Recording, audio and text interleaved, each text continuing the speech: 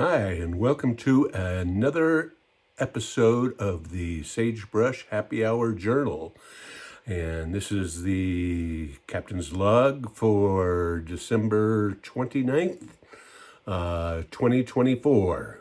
So we're getting to the 72-hour range left in the year. And so at the beginning of the new year, knock on wood, if we don't have a huge stock market crash in the next week, we're thinking that we could maybe afford a inexpensive hot tub. And so a hot tub is a challenge definitely for an off-grid situation, unless it's like a wood-fired or a propane heated hot tub. But now they have these kind of newer, what they call plug and play hot tubs, and they're basically rotomolded the same way that like a Yeti cooler is rotomolded, and that kind of same technology with the low density polyethylene,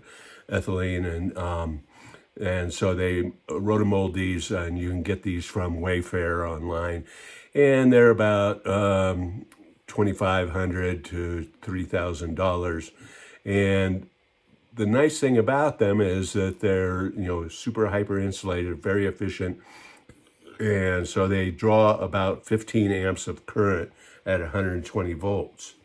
And so that's right close in on our solar budget.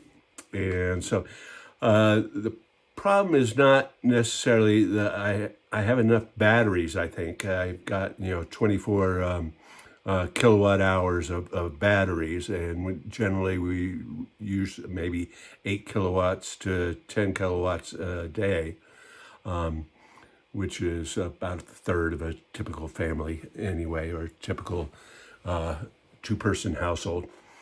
And so I was doing a little bit of solar sizing and engineering today. And so I have a spare or additional inverter that is a 48 volt inverter. And unfortunately, I have a 24 volt system with my batteries. And so it's basically incompatible with that system.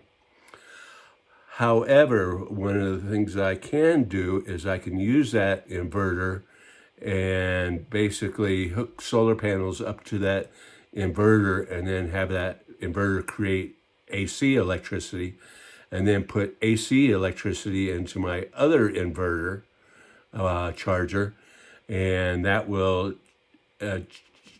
charge the batteries while the sun is out.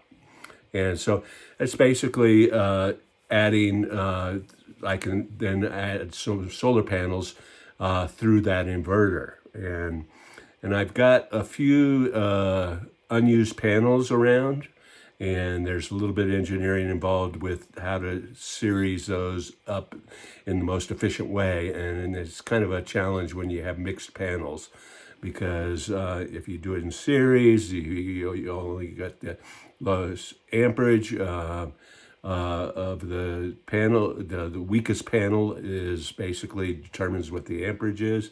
And if you do it in parallel, the weakest panel determines what the voltage is. And so without getting into a whole lot of detail, is I think I can add another 300 watts fairly easily to my system of at least solar input. And so that'd bring me up to close to 2,800 watts of solar input, and so that would help. And so the thing is that getting those batteries charged to 100% within a day, and especially this time of year when we have a short day, is kind of the challenge. And so right now, I can, even with a full sun day like today, I only charged 40% on my panel. My panels charge my batteries 40% of their capacity, and so, I'm hoping with a little bit more panels and that kind of setup is that we'll be able to fit that hot tub within our energy budget.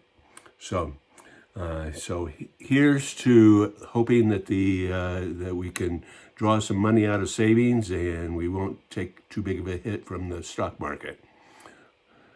Cheers.